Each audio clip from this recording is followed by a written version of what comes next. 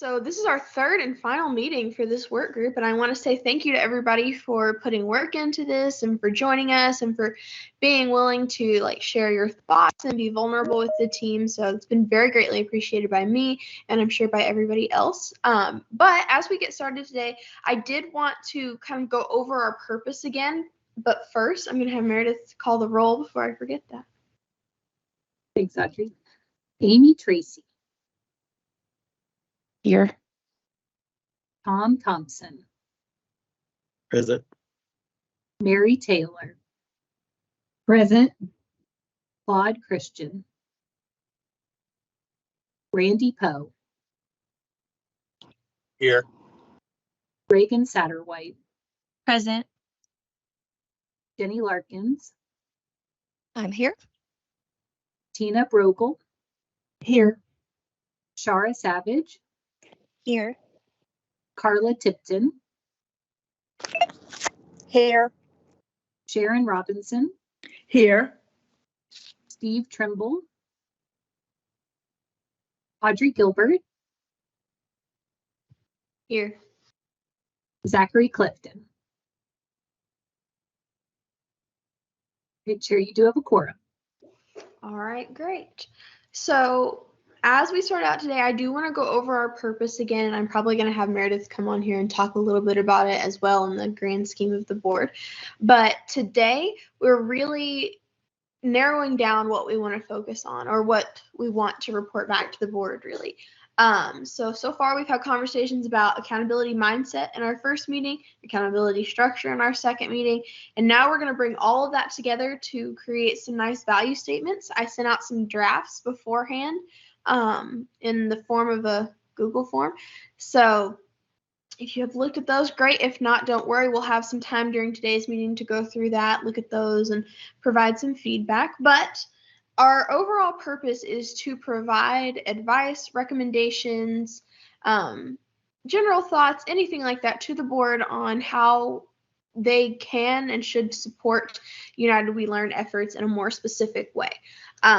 So Meredith, if you would just talk a little bit about, to narrow us back in where we're supposed to be, but just talk a little bit about where this is going, our role in it, all of that. Sure. Well, I might ask Dr. Robinson to weigh in as well. But basically, this was born out of the board's desire to learn more about United We Learn.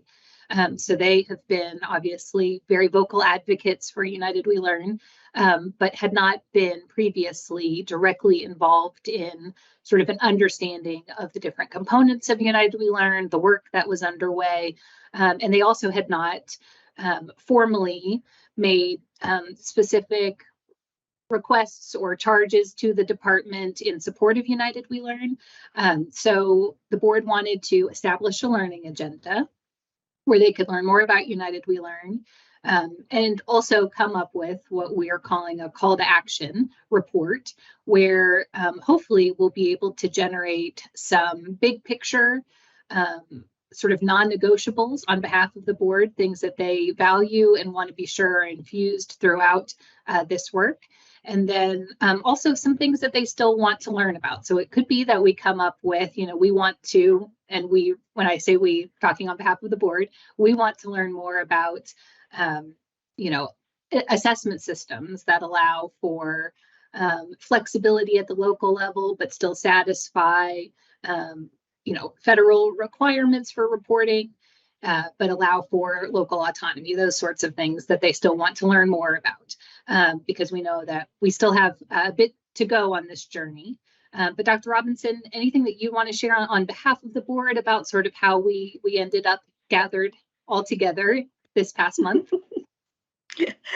Well, thanks, Meredith. I think you provided a really substantial foundation for this. I do want to just add another, I'm kind of speaking now, perhaps beyond but I'm speaking as a member of the board, not representing any consensus of the board, but the board wants to really support United We Learn in a way that does not do any harm to the critical value of grassroots engagement, direction, and so forth. So we need to understand how to help. That's one really important dimension of our interest.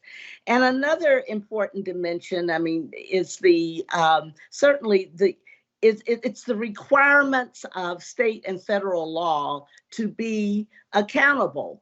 But we want to be accountable also to very high integrity professional practice, in addition to reporting outcomes, but doing so in a way that allows us to be informed, enlightened, and inspired to support high quality professional practice all across the Commonwealth. So our interest in accountability certainly has a policy dimension, but it also has a professional dimension that we really want to understand how to support. So, accountability is not something we are opposed to. It is an essential dimension of high quality professional practice. And we want to understand how we might use our resources to develop an assessment and accountability system that really supports both our policy requirements, our professional interest, and our really moral obligation that we cherish to support the interest of the students across the Commonwealth. So, I mean, it's really we don't want to boil the ocean. We want to find levers of action that are within our lane, within our authority, but also within our reach for really making progress in this regard. And so, I'm really proud of the board for taking on this. It was not like we wanted to pass the baton to Jason and the staff when we gave them the charge to get us underway, to mobilize grassroots interest and local community interest on behalf of students. Now we want to know more about how we can help. Thank you, Vice Chair Robinson, and thrilled to have Dr. Poe with us today. He was unable to join us the last 2 meetings, but he has been doing all of his homework. I actually saw the stacks of paper that he has read from all of the assignments that Audrey sent out, and he's watched the recording. So Dr. Poe, anything that you want to share on behalf of the board? No, I think Sharon did a great job. I'm unfortunately traveling, so that's why I've got my video off so you don't get motion sickness, but I'll be in a parking lot here in about 5 minutes. But thank everybody for their work, and Sharon said it real well, along with you. And Audrey's doing fantastic. Awesome. All right, Audrey, on that note, take it away. All right. So now that we have that overview of our purpose again, so that we can just make sure that everything we talk about today and decide on today aligns with that, I do want to move into some time to really dig back into those value statements. They're very rough drafts. Today, we are here to add anything to them that we want. I can do some more of that language crafting, drafting process a little bit later. I don't want to spend too much of our time on that today, but if there's anything that is missing from these that you think needs to be taken out of these, if there's anything that's missing from these altogether and we need a whole new statement, that's what we're here to do today. So I believe we're going to be going into breakout rooms for, let's say, 10 minutes, I think. And I will put on a different computer. Okay.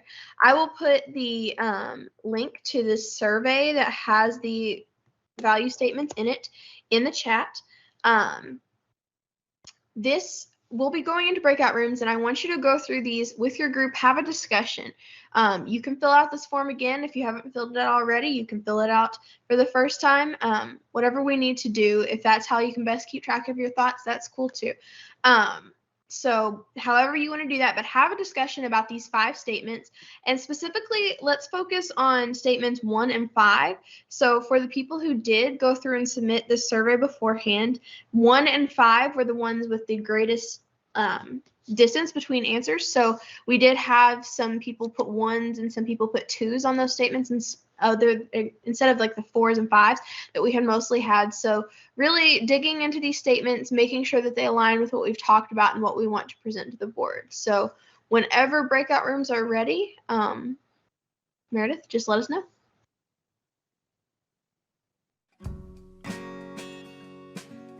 So I think now we can have maybe 10 minutes to discuss what we just discussed, but as a whole group to really go through here. Like I explained to my group, I am having some technical difficulties today, so I'm capturing this as best as I can, but really just to discuss these 5 statements. And I think we can go through, we'll start with the first one just to make it easy. And any group, any person, however you want to address this, with that first statement, which is we value an accountability system that is consistent and useful for stakeholders. Any feedback? What do we want to change? Do we like it? Do we hate it? How do we feel?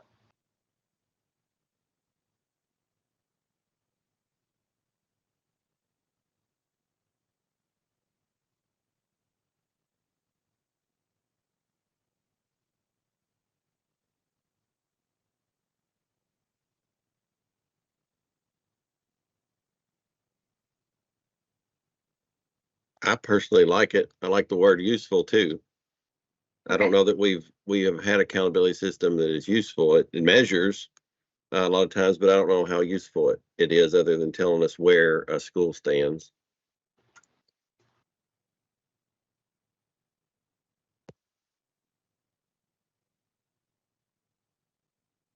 I think, Tina, I saw you go off mute, but I wasn't able to hear you. No, I think I just hadn't re-engaged mute. I'm sorry. Gotcha.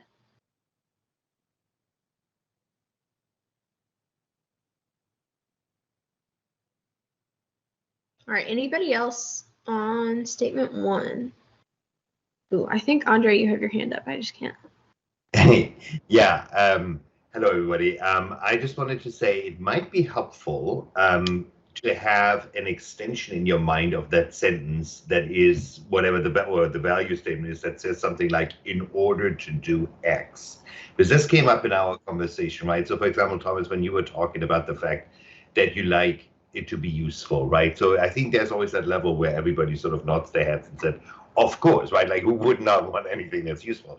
But I think there might be differences if you think about the different stakeholders that you want to empower to take different actions, or useful in a way that the department or the board or other even like decision makers can support efforts that can also be a flavor of utility, right?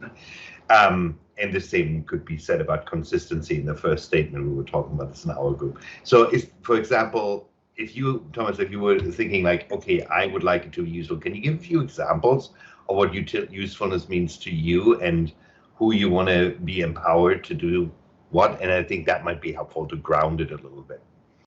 Yeah, I mean, I think it is useful in a way, for systems and things at school, at a school level. They can look at that data and see what's working as a whole. But as far as a student level, they see where they fall. I just don't know how useful it is to the student. Yeah. And when you're thinking accountability, of course, if we're talking school accountability, maybe that's where it needs to be. But I'm thinking at that student level, or even at a classroom level, I don't know how useful it is because it's a year behind basically whenever they get to use it. So I don't have an answer how to solve it. I just know that I like them to be able to use the data to make improvements in themselves or in their classes.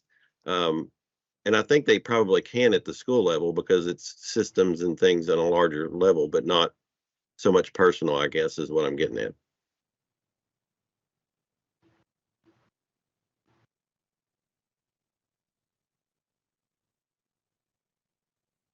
So, Andre, I think that is a good observation. I'm wondering if we might want to add useful for stakeholders to support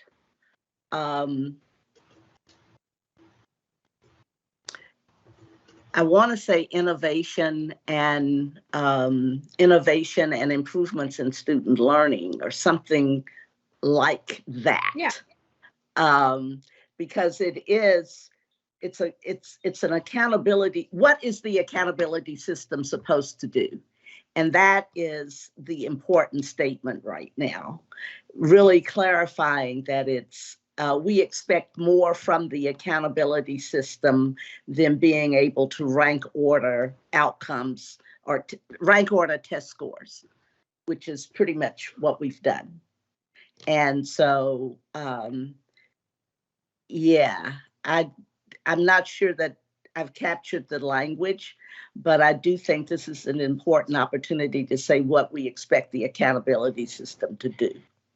Yeah, so really following up, like making the whole statement, we value an accountability system that is consistent and useful for stakeholders to support innovative student learning experiences. We could use vibrant student learning experiences like we do in United We Learn, and expand on that as much as possible. I like that.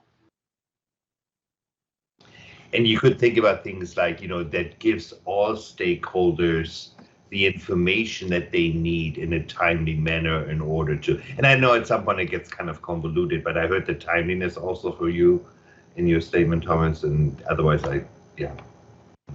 Yeah, thank you for that.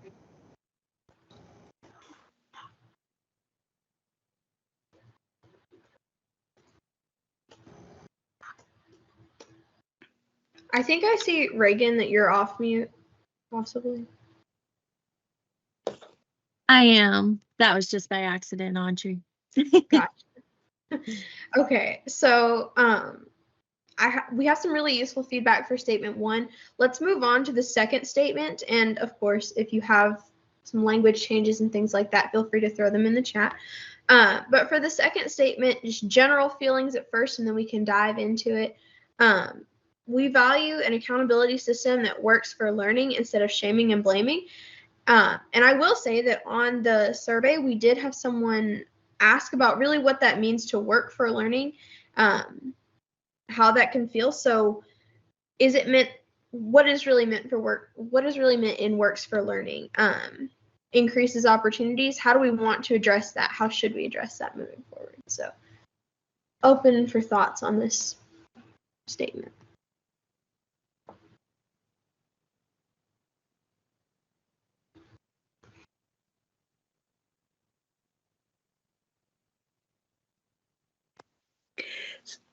So let me ask, is this, I think works for learning is probably, we can do better than that.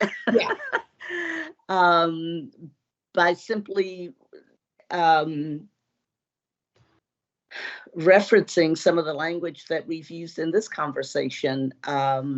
We want an accountability system that really supports productive learning for all students and high quality productive practice for all educators. I'm not sure that this is like further word crafting certainly is required, but I appreciate calling out that works for learning doesn't quite say enough.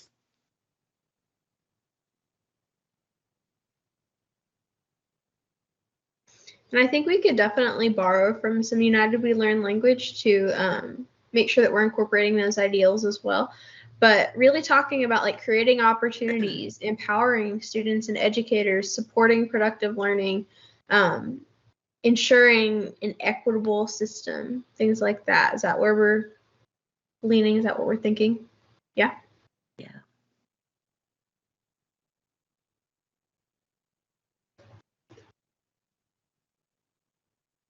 And Audrey, you sort of alluded to this a bit, but shaming and blaming, that phrase did come from the United We Learn report. And so other Kentuckians who were involved in the coalition really felt like the current system lends itself to more shaming and blaming than we would want in a future system. So that was really that phrase I think resonated with a lot of people, because that is what our current system tends to emote.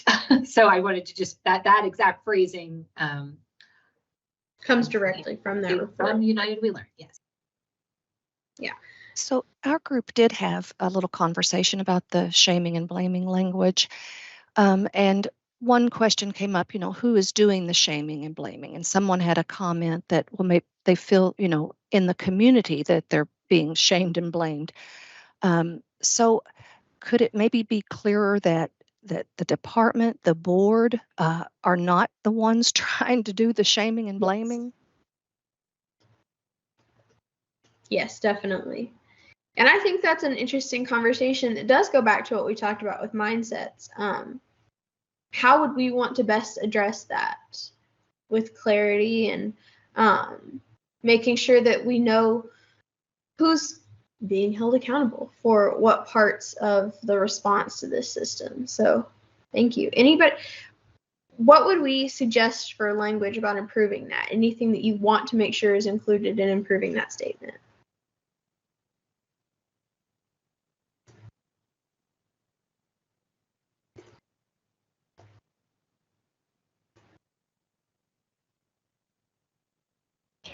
It might be helpful for some of you to think about what it may mean not to shame and blame. That may seem obvious, but we just had a week-long retreat on equity-centered innovations and accountability, and I could put some language on the table, but I don't want to do that. I don't want to put words in your mouth right away. So maybe think about that.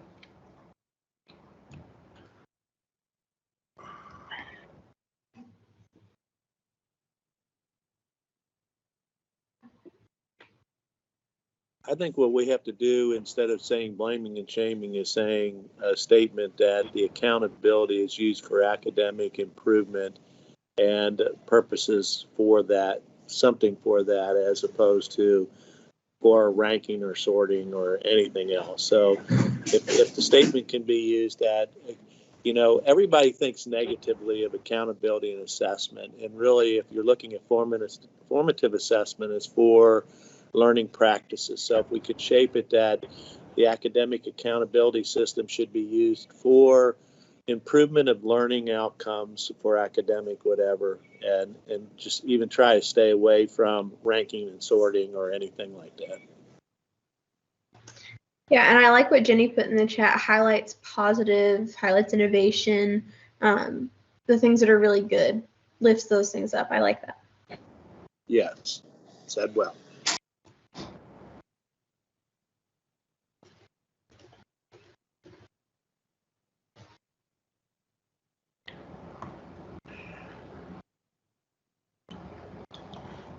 I'll leave you with this, and then I'll be quiet. But, it's like this notion that it's not just about the design, right? It's about the implementation of whatever the information the system provides. And Randy, you were just talking about this in terms of like the formative utilization of information. And that actually goes back down to then how capable and how much trust you put in the people who are using the information. And so there's people who, in contexts, where the sort of it all comes down to like flipping the sort of the foundational beliefs about like what teachers are able to do, what's happening in schools, and then from that you sort of develop a different culture that then can receive information from the system in a way that essentially removes the shaming and blaming to a larger degree.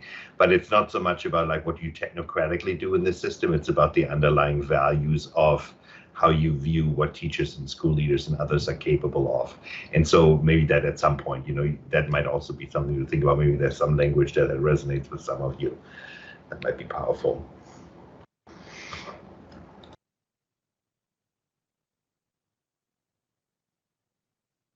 Yeah.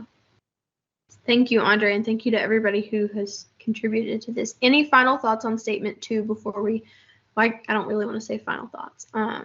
Anything else on this current conversation about statement 2 before we move on to the next one? We'll revisit all of our statements before the end of the meeting and about what needs to be revised about them. So.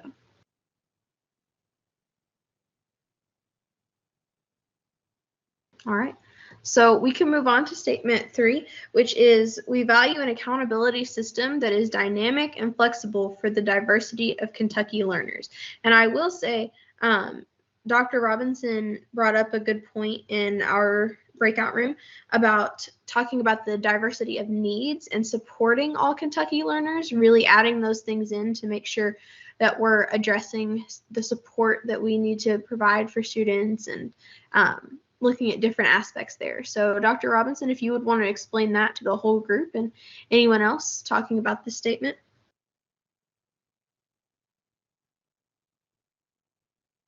Well, I wanted us to get to something that expresses a sense of responsibility for the needs, interest, and outcome with respect to the diverse learners in our state. And so I didn't write down any specific language that we discussed, but it is I don't know, something that assures that it's not just about reporting outcomes regarding these students, but also supporting an obligation to make sure practice improves with respect to advancing academic development and achievement for these students. Yeah.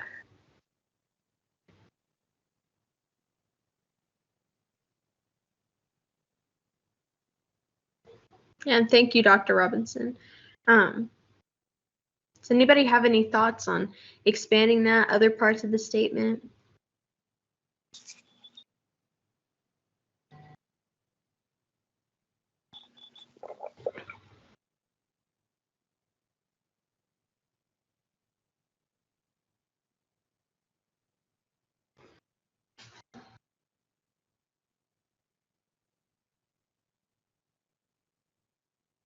All right.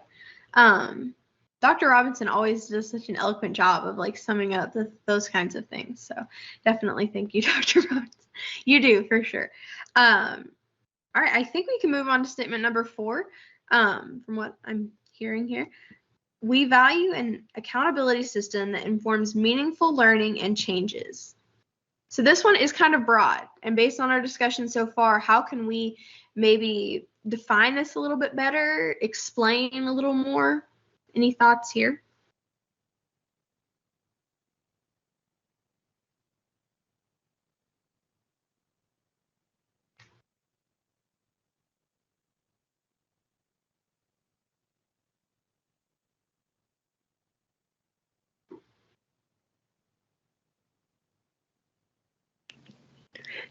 Again, going back to United We Learn language, I'm wondering if we should say accountability systems that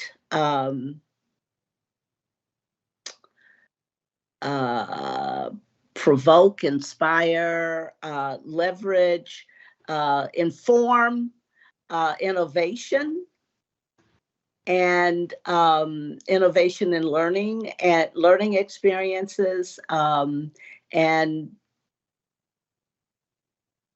I'm trying to get at something that says kind of focuses us on understanding what needs to be measured in order to inform subsequent innovation.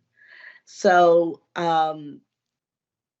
part of what really good accountability systems would do would kind of help illuminate additional measures and data that support, kind of understanding of what the context and the meaning of what's going on here, as well as, well, what do we do next? And I think really good accountability systems are based on continuous improvement.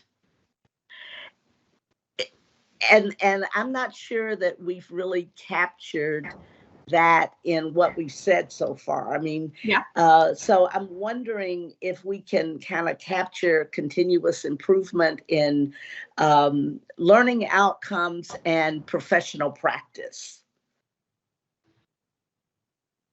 Okay. So Yes, that one Thomas. kind of, oh, that one kind of goes back to the word useful again, because this is what I was getting at earlier, was it informs meaningful learning and changes. That's useful to me. So I don't know, maybe if we can combine two in that language. Yeah. I also reflect back that I always hear a very strong cultural dimension in the statements that you're making. So there's something about a culture that you want to create that is different from the culture that currently exists, and that happens in part, well, not fully, in part through a redesign of the accountability system, so that work on continuous school improvement at the local level, is encouraged. And so I will have to say, I think maybe leaning a little bit more into that also in your language for the value statements, that might be helpful. Which is moving away from shame to blame, is in many ways the same idea. Mm-hmm. And I think that along with what Tom said about combining this one and the first one, we could expand on the shaming and blaming one to talk a little bit more about that culture, which goes back to those mindset conversations that we had. But we could also create something new. So how do we feel about focusing on accountability culture and thoughts around accountability as communities?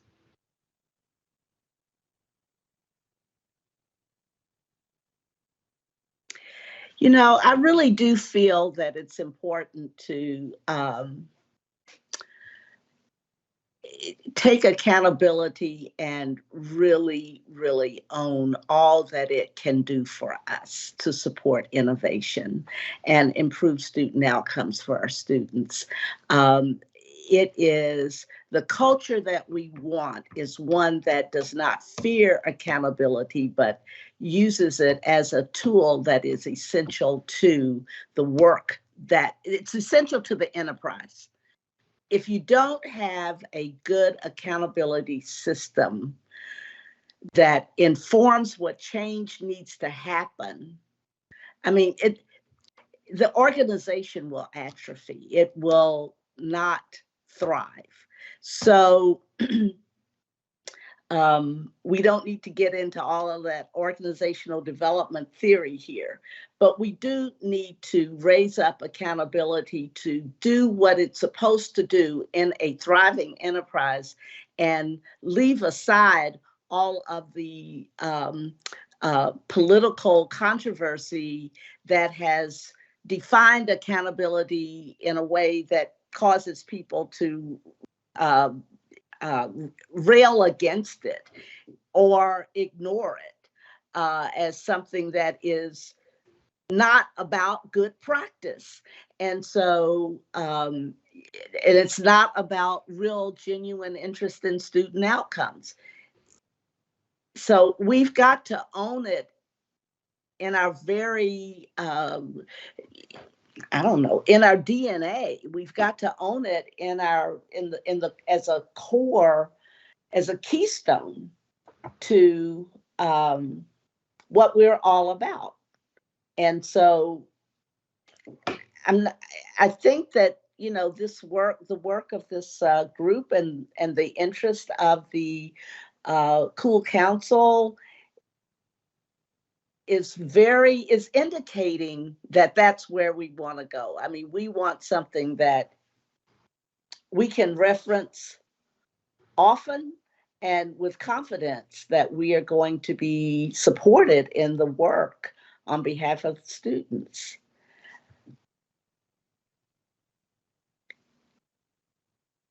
Thank you, Dr. Robinson.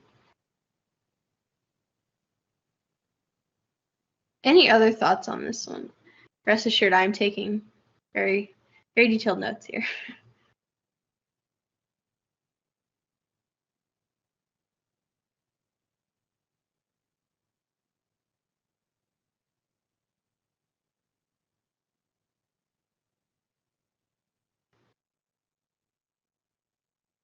I will say with these additions and expansions to our statements, I think that they're going to capture a whole lot more of what we've discussed as a group. And I think that just having these discussions again in the context of our statements has really put things in perspective for me. So thank you so much for these conversations as well. If there's nothing else on statement 4, I think we can move on to just discussing the 5th statement. All right. The 5th statement is, we value an accountability system that prepares learners for post-secondary life and measures success rates. So in our group, and I'll probably ask Tom to talk about this a little bit, we talked about really what it means to have that post-secondary life, what that would be defined as.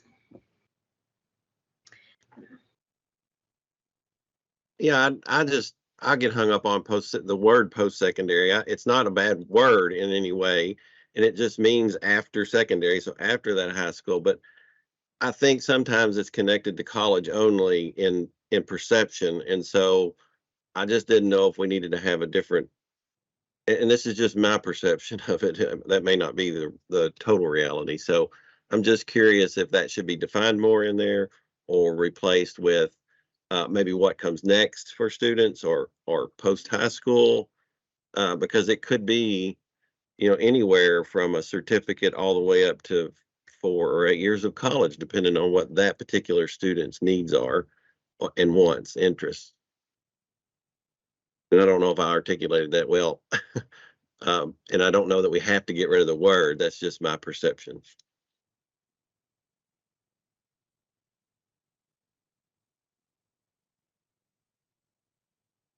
I think we may have lost Audrey. She's trying to log back in. So she's having some technology concerns. But no, so what is a way to capture that, Tom, without, because I agree, I think post-secondary is really meaning more like in a student's journey, like a chronological time, like after high school. Would it be better to just say after high school? Well, I mean, I suppose you could. I don't know if that's what the consensus is, but I think so. And I had mentioned also, and I forgot to say it, was, and measure success rates. I like the fact that that's in there. I just don't know. I don't know the right wording for it, but I mean, I like after high school as well. I don't want a word or the perception of a word causing us Right. to be pigeonholed into one thought. That's right. That's right. Words matter, especially in the crafting of these statements, right? Every word has to be carefully considered for how it could be interpreted, right? Because we're trying to speak to a mindset, right? And that's hard when people have their own understanding or their own prior experience with something, right? So they're going to put into those words what their own perspective. I think we have Audrey back again. Yes. I was just going to say, I think you can say something to the effect that post high school have higher learning post high school, whether that would be military, trades, college, post, something that quantifies it afterwards. But say, I mean, I think that if you just say post high school without some quantification, that will get pushback from some people, especially post secondary, that has said that it's not about college, but you have to have some post secondary skill development these days. So I think several graduation speeches were done this past weekend, and I heard multiple times whether you're going on to post secondary, you're going to your work based on your trades or military, etc., or even a gap year. But we've got to make sure that it's leading to higher learning, because we know that we can get a trade, for example, as I just said before, as a plumber. But if you continue your plumbing degree, certificate to be a master plumber, you're increasing your quality. So we've got to state it where what we want is to be a lifelong learner, even that it doesn't end at high school, it doesn't end at secondary. I mean, it's being a lifelong learner to increase and adapt to the world that's adapting and changing constantly. So whatever the wordsmithers can do, I think that's what we've got to do is tell our kids that accountability and assessment is a positive thing for yourself, that you should always be assessing where you are and how can I get to the next step that I want to get to, you know. So however that can be worked out. Yeah, and I really like the phrasing of lifelong learners. I will say that I think we can borrow from the KBE approved portrait of a learner, using some of those skills. We talked in our group, and I might have missed this when my computer shut down. We talked in our group about becoming engaged citizens, and really promoting that look at productive citizenship and just becoming that whole person after high school. So thank you, Dr. Poe. Anything else on statement number 5?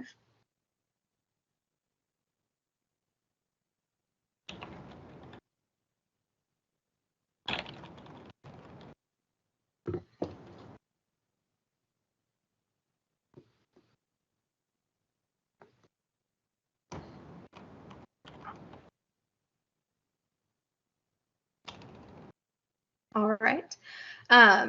Now we can kind of move into the last bit of that form where I asked if there was anything that you thought was totally missing from this, a statement that we needed to craft. So if there were any discussions about that, we can continue to have that discussion about combining statements 1 and 4. No, yeah, 1 and 4, and maybe adding one about culture. Anything that we desperately need to add here.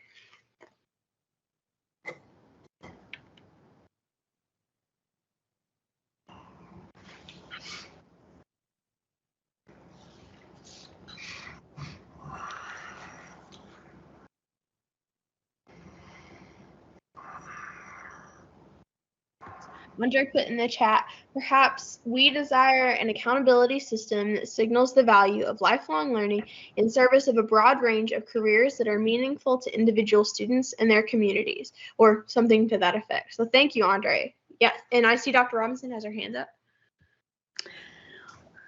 Thanks, Andre. Yes, and I guess my question is, how do we, thinking about an accountability system that is really high integrity, always ask the question, what additional information do we need? And so the system itself is embraces a practice of continuous improvement by just kind of checking in. What else do we need to know in order to understand and inform change? So I'm not sure that's really captured, and I'm not sure it's necessary, but it would be a value that I would associate with a high integrity accountability system. Yeah. And when you say we, who is the we in your mind in that statement? Yeah, in this particular instance, the we that I am thinking about is those who have the authority to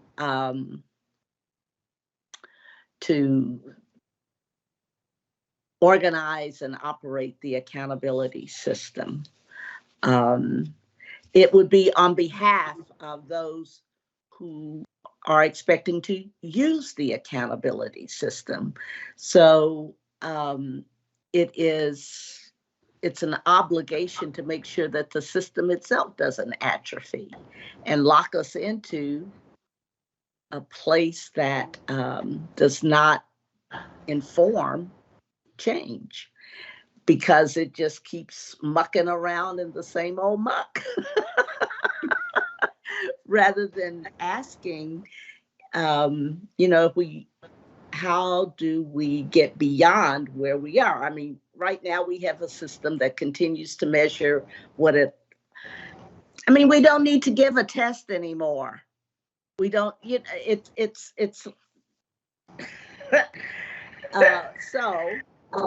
but what additional information do we need to serve students better? How do we bring in, technology improves all the time. So for us to be able to think in terms of a highly individualized data system or portfolio for every student in the state of Kentucky for their entire education career, referencing that system from time to time to extract the data necessary for accountability, if you will, and having all of that depend on individual student learning information that's a whole lot more, that's richer than just a test score, then I mean, who could have imagined that even 20 years ago, when No Child Left Behind was authorized. So, we've come a long way. I'd like to see us have an accountability system that leverages technology and measurement, technology in our reporting practices, all on behalf of, certainly serving the individual, but informing the system. And so that's got to be a system that's open to change itself. Yeah. And I think on that note, we are about to reach our time limit anyways, but that is a perfect way to close out our meeting. I will say I'm going to do some crafting on this in collaboration with some others to make sure that our language is just right. So be on the lookout in your email in before the end of the week, for a Google form where we will be voting on these to approve our statements or to not approve our statements. So be on the lookout for that. In the meantime, if there's anything that you didn't get to contribute today, anything that you just think of in the near future, please feel free to email me specifically regarding these statements. And now that we're at our 1 hour time, I want to say thank you again. And since this is our last meeting, goodbye. But have a wonderful rest of your Tuesday.